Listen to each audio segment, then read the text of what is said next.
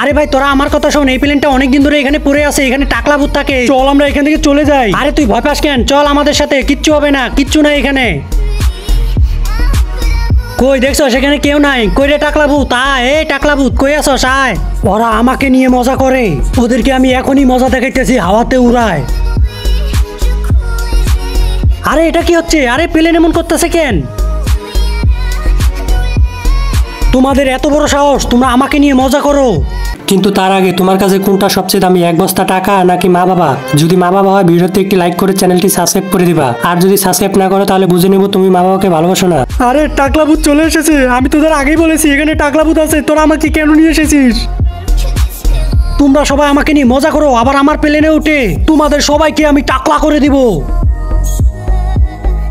আরে টাকলা ভূত দেখি আমাকে টাকলা করে দিছে। আরে তোর জন্য আমাকেও টাকলা করে দিছে টাকলা ভূত।